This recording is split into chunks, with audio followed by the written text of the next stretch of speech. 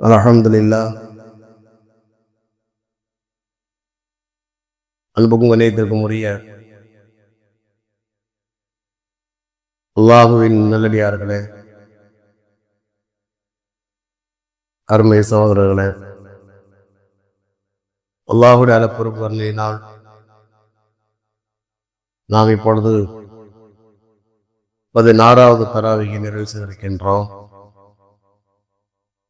இன்றைய தராவி தொழுகையினுடைய முதல் ரக்காத்திலே ஓதப்பட்ட வசனம் அல்லாஹ் கூறுகிறார், وَيَوْمَ يَعَضُّ الظَّالِمُ عَلَى يَدَيْهِ.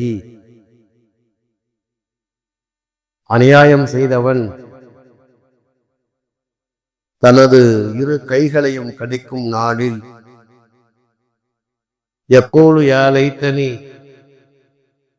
இத்தஹதுது மா ரசூலி சபீலா. என் கைசேதமே, இந்த தூதருடன் நானும் நேரான வழியை எடுத்திருக்க வேண்டாமா என கூறுவான். யா வைலத்தா லைத்தனி லம் அத்தஹிது ஃபுலானன் ஹலீலா. என் கைசேதமே, நான் இந்த மனிதனை நண்பராக ஆக்காமல் இருந்தால் நன்றாக இருக்குமே. லக்கத அலல்லனி அனி திக்ரி பாதி ஜாஅனி. என்னிடம் அறிவுரை வந்ததற்கு பின்பும் அதை விட்டும் நிச்சயமாக அவன் என்னை வழிநடத்தி விட்டான். வக்காலு ஷைத்தானு லில் இன்சானி ஹதூலா. நிச்சயமாக ஷைத்தான் மனிதனை ஏமாற்றுபவனாக இருக்கிறான் என்று மறுமை நாளையிலே ஒரு மனிதன் புலம்புவான் என்று அல்லாஹு தஆலா கூறுகிறார். அவன் என்ன கூறுகின்றான்? தன்னுடைய கைகளை பிசைந்து கொண்டு அவன் சொல்லக்கூடிய செய்தி என்ன? இந்த இறை தூதரோடு நான் நட்பு வைத்திருந்தால் நன்றாக இருந்திருக்குமே. இந்த இறை தூதரோடு நட்பு வைத்திருந்தால் நன்றாக இருந்திருக்குமே. நான் இந்த மனிதனை நண்பனாக ஆக்காமல் இருந்தால் நன்றாக இருந்திருக்குமே. ஏனெனில் இவனை நான் நண்பனாக ஆக்கிய காரணத்தினால் எனக்கு நேர்வழி வந்ததற்கு பிறகும் கூட அவன் கெடுத்து விட்டானே என்பதாக புலம்புவான் என்று அல்லாஹ் தஆலா கூறுகின்றார். அன்பிற்கினியவர்களே, குர்ஆனுடைய ஒவ்வொரு வசனமும் அருளப்பட்டதற்கு ஒரு வரலாற்று பின்னணி இருப்பது போன்று அல்லாஹ் தஆலா இந்த வசனத்தை எப்போது இறக்கி வைத்தான் என்றால், ஹஜ்ரத் ரசூலுல்லாஹி ஸல்லல்லாஹு அலைஹி வஸல்லம் காலத்திலே உக்பத் இப்னு அபீ முஐத் என்ற ஒரு மக்காவின் தலைவன் ஒருவன் இருந்தார். பொதுவாகவே அரபுகளை பொறுத்த வரைக்கும் செல்கிற நேரத்திலே அல்லது வியாபாரத்துக்கு வந்ததற்கு பிறகு ஒரு விருந்து வைப்பார்கள். இன்னைக்கும் பார்த்தீங்கன்னா அந்த பெரும்பாலும் வெளிநாடுகளுக்கு சென்று வரக்கூடிய ஊர்களில் புறாது இருக்கும். ஊர் கோவையில் தாயபிலே சொந்த பந்தங்களை எல்லாம் அழைத்து ஒரு விருந்து வைப்பது, வந்தபோது விருந்து வைப்பது, இதெல்லாம் மகிழ்ச்சியாக இருந்தது. இன்னைக்கு அது ஹராம் இது ஹராம், அது ஓதாது இது ஓதாதுன்னு சொல்லி படிச்சு என்ன செய்ய எல்லா பலா முசீபத்தும் வச்சு உறவுகளே என்ன செய்யறது, ஒரு விருந்து கொடுத்தது, ஒரு எல்லாருடைய துவாவி வாங்கி கொண்டு போனதெல்லாம் இருந்தது. அது மாதிரி இருந்து அரபுகளை பொறுத்த வரைக்கும் என்ன செய்வாங்க, வியாபாரத்துக்கு போவா, வருஷத்துக்கு 2 தடவை வியாபாரத்துக்கு போவா. அப்படி போகிற நேரத்திலே ஒரு விருந்து வந்ததுக்கு பிறகு ஒரு விருந்து வைப்பது வழக்கு. அந்த அடிப்படையில உக்குபா என்பவன் என்ன செய்ய ஒரு விருந்து வைக்கின்றான். அந்த விருந்துக்கு முக்கியஸ்தர்களை அழைக்கின்றான். மக்காவுடைய முக்கியஸ்தரை அழைக்கிறான். அதை பெருமானார் ஸல்லல்லாஹு அலைஹி வஸல்லம் ஒருவர் அவருக்கு ஒரு அழைப்பு கொடுக்கிறார். விருந்தை பொறுத்த வரைக்கும் யாருக்கு வேணாலும் கூப்பிடலாம். ஈமான் உடையவர்கள், ஈமான் இல்லாதவர்கள், உறவு இல்லாதவர்கள் யாரும் வேணா கூப்பிடலாம். சரி, பெருமானார் ஸல்லல்லாஹு அலைஹி வஸல்லுக்கு அழைப்பு கொடுக்கின்றான். பெருமானார் ஸல்லல்லாஹு அலைஹி வஸல்லம் விருந்திலே போய் கலந்து கொள்கிறார்கள். அப்படி கலந்து கொள்கிற நேரத்துல பெருமானாசாஸ் ஒரு இடத்துல ஒரு தடவை அவன்கிட்ட கேட்டான், இது மாதிரி நான் அந்த உணவை உண்பதாக இருந்தால் களிமா சொல்லணுங்கிறாங்க. போய் விருந்துல உட்கார்ந்தாச்சு. விருதுல உட்கார்ந்து எல்லாம் சாப்பாடு ஆரம்பிக்கிற நேரத்துல பெருமானாசாஸ் அவனை கூப்பிட்டு சொன்னாங்க, நீ கூப்பிட்ட நான் வந்துட்டேன், உன்னுடைய அழைப்புக்கு நான் பதில் சொல்லியிருக்கேன்.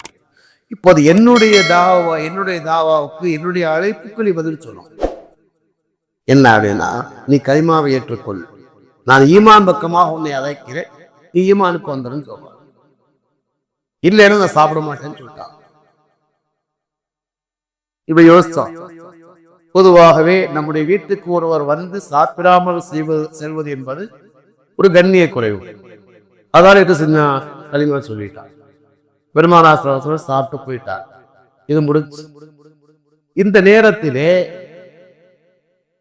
அவருடைய நண்பனான உமையா என்பவன் அந்த ஊர்ல இல்லை.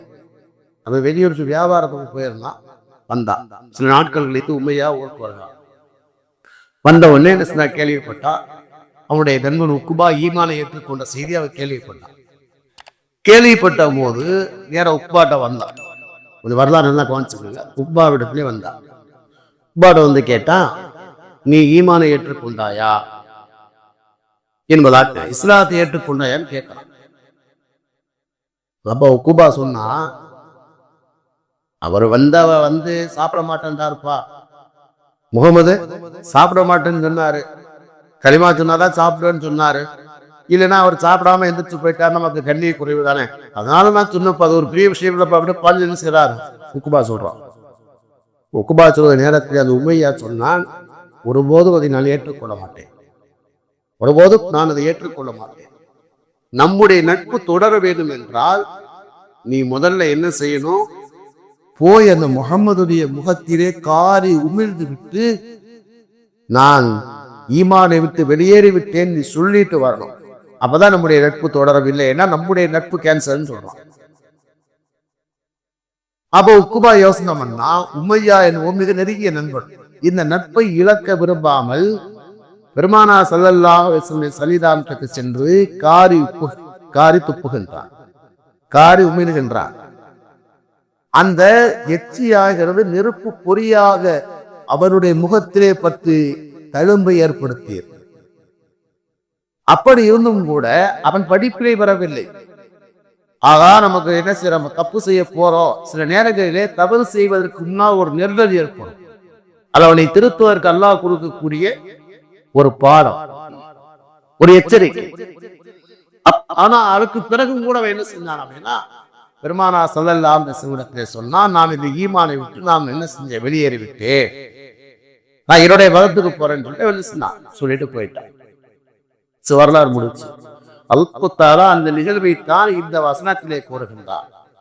மறுமை நாளையிலே இந்த உக்குபா சொல்லுவான், என்ன சொல்வான், தன்னுடைய கையை பிசைந்த நிலைமையில, இந்த வரலாறுக்கு பிறகு இந்த ஆயத்திற்கு பாருங்க, தன்னுடைய கையை என்ன செய்வான், பிசைந்தவனாக அவன் சொல்லுவான், நான் இந்த இறை தூதரை நண்பராக ஆக்கியிருந்தால் நன்றாக இருந்திருக்குமே, இவருடைய வழியை நான் பின்பற்றி இருந்தால் நான் உருப்பட்டிருப்பேனே.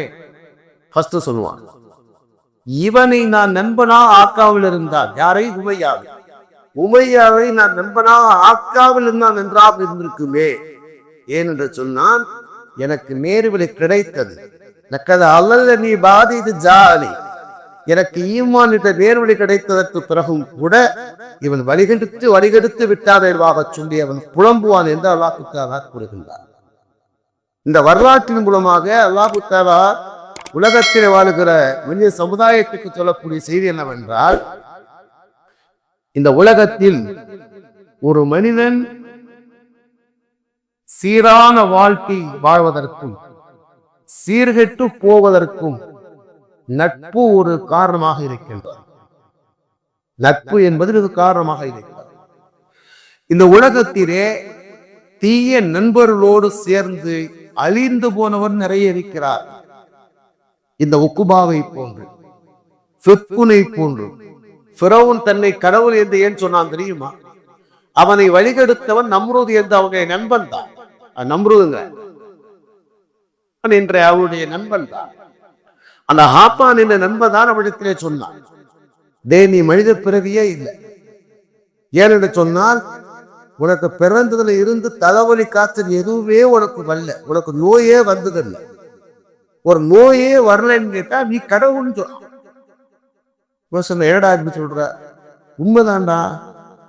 நீ மனுஷனா இருந்தா, அது மனித பிறவியா இருந்தா உனக்கு உடல்நலம் குறைவுங்கிறது ஏற்பட்டிருக்கும்ல. 400 வருஷமாவது உடல்நலம் குறைவு எதுவுமே ஏற்படலன்னு கேட்டா நீ கடவுள்ரா, நீ கடவுள் பிறப்பு அப்படி சொன்ன உடனே அப்படியா மக்களுக்கு அறிவிப்பு செய்யறான்ட்டான். மக்களுக்கு அறிவிப்பு செய், நான் தான் கடவுள், விசிறுநாத போல என் சிலையை வைத்து சொல்றான். அப்ப இவன் வழிகிட்டு போனதற்கு யார் காரணம்? ஹாமான் என்ற நண்பன்.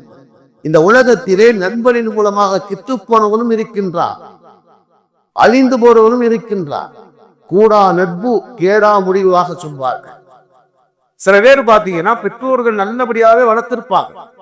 ஒரு குழந்தையினுடைய, ஒரு பிள்ளையினுடைய ஏற்றத்தாழ்வுக்கு பெற்றோருடைய வளர்ப்பு எப்படி முக்கியமோ அதையும் தாண்டி நட்பு என்பது முக்கியம். நம்ம தான் நல்லா வளர்க்கத்தேமே அப்படின்னு ஒரு வயசுக்கு பிறகு பிள்ளைகளை கண்டுக்கிறாம விட்டு தந்தா அதுக்கு பிறகு பார்த்தா அவனுக்கு கெட்டு குட்டிய சோறா போயிடுவான். ஏன்னு சேர்க்க சரியில்லைன்னா அவன் கெட்டுக்கு போயிடுவான். டிரைவருக்கு பக்கத்துல உட்கார்ந்து தூங்குனா டிரைவருக்கு ஆட்டோமேட்டிக்கா தூக்கம் வந்துடும். அதனால என்ன செய்வாரு, டிரைவர் சொல்றாரு தூங்குறான்னா கொஞ்சம் பின்னால போயிருந்தப்பா என்னை தூங்க வச்சிரு, அதே மாதிரி இல்ல ஒரே தூக்கம் தூங்கிடுவான்.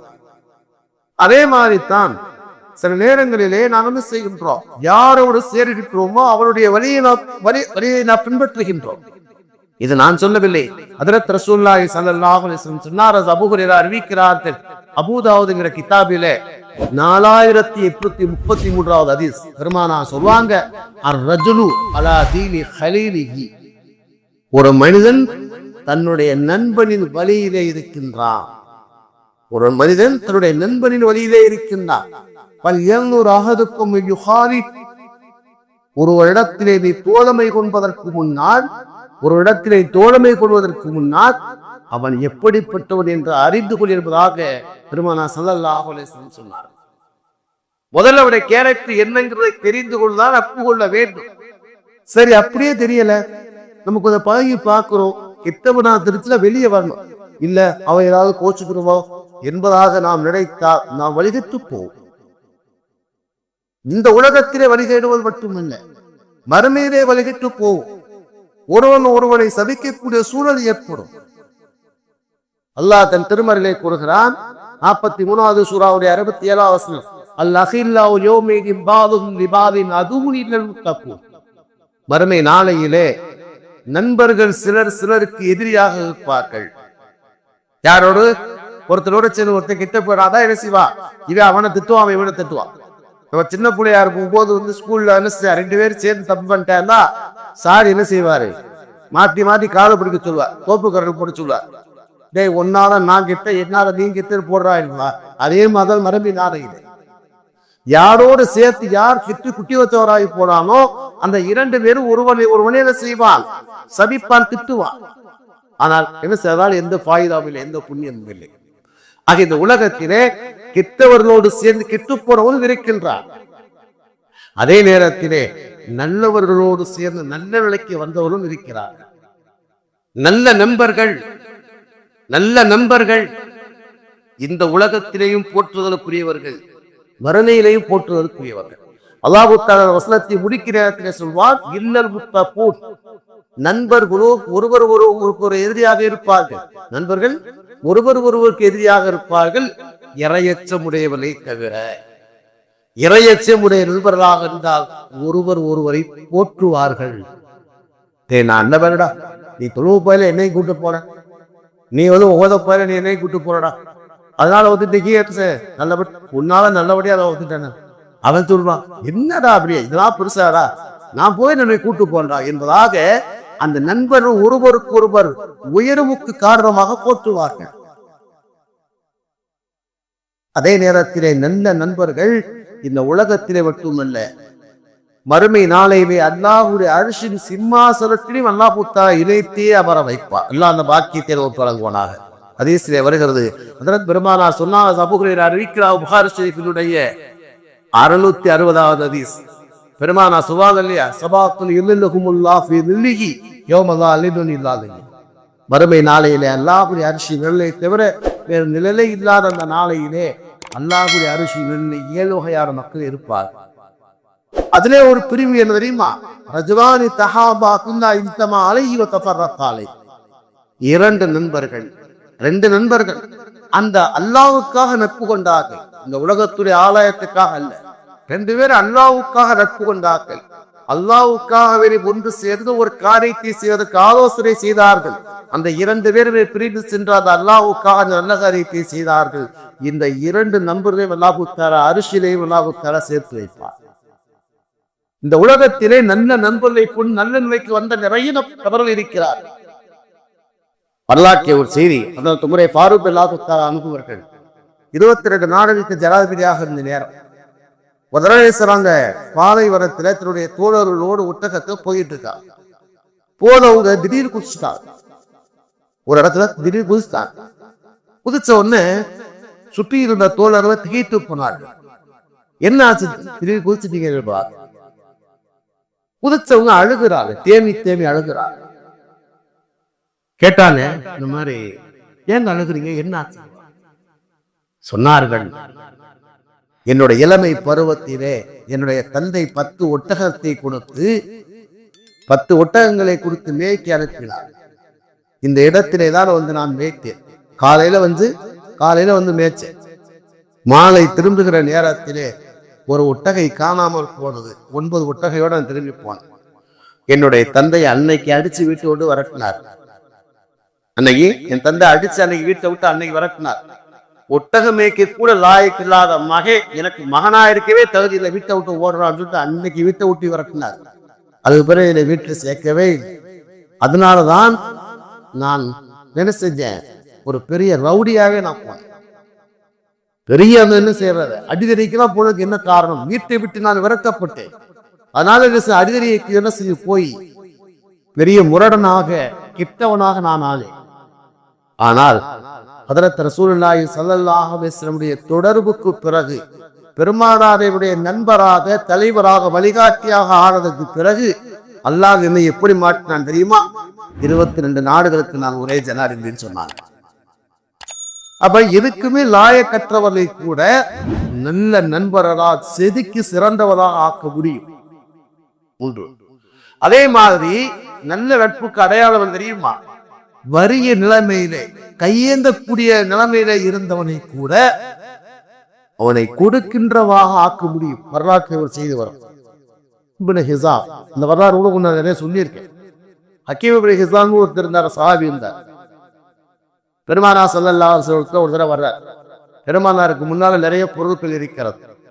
வந்து கேட்டார், வரலாறு சுருக்கமா சொல்ல நேரம் ஆயிடுச்சு, அல்லாஹ்வுடைய துறை உதவி செய்ய கேட்கிறார். ரசூலுல்லாஹ் கொடுத்தாங்க. மறுபடியும் கேட்டாரு, இன்னும் கொஞ்சம் தாங்கினார், கொடுத்தாங்க. தாங்கன்னு கேட்டார், கொடுத்தாங்க. கொடுத்தா ரசூலுல்லாஹ் சொல்வாருங்க, ஹக்கீம் நிச்சயமாக இந்த பொருள் இனிப்பானது, பசுமையானது. அதுல என்ன அர்த்தம்? எப்படி இனிப்பான பொருட்களும் பசுமையான பொருட்களும் மனிதனை தன் பக்கமாக இழுக்குமோ, அது மாதிரி இந்த செல்வம் உன்னை என்ன செய்யறது, மனிதனை தன் பக்கமாக இழுக்கும். சொல்லிவிட்டு பெருமானார் அவருக்கு சொன்னாங்க, இந்த செல்வத்தை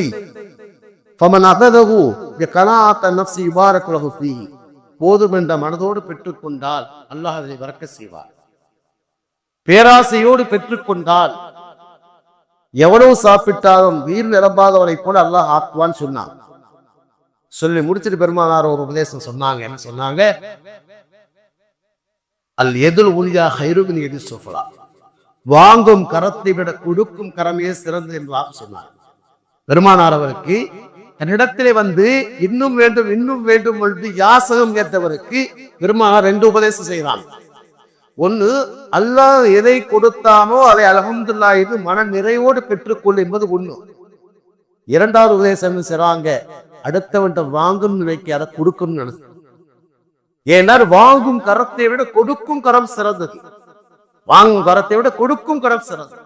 அதனால கொடுக்கணுங்கிற எண்ணம் உனக்கு முதல்ல வை அப்படின்னு சொல்லி பெருமானா சொல்லி முடிச்சார். அவர் சொன்னார், அல்லாஹ் சத்தியமாக இனிமே நான் யாரிடத்திலும் நான் செய்ய மாட்டேன், யாசகம் கேட்க மாட்டேன். தேவைக்கு நிற்க மாட்டேன் என்பதாக அன்று போய் அவர் உழைக்க ஆரம்பித்தார். அல்லாஹ் குறித்து மன நிறைவோடு பொருந்தி கொண்டார். அதுக்கு பிறகு அது உபரே பாரூப்புடைய ஆட்சி காலம் அபூபக்கர் சித்திக்குடைய அவமரே பாரூப்புடைய காலத்தில் எல்லாம் கூப்பிட்டு உதவி செய்யறா கூப்பிட்டால் வேணாம் ஒரே பாரூப் வந்து மக்களை கூப்பிட்டு சொல்லுவாங்க, மறுபடி நாளையில இந்த ஆள் எனக்கு எதிராக சாட்சி சொல்லக்கூடாது, சாட்சி சொல்லுவாங்க.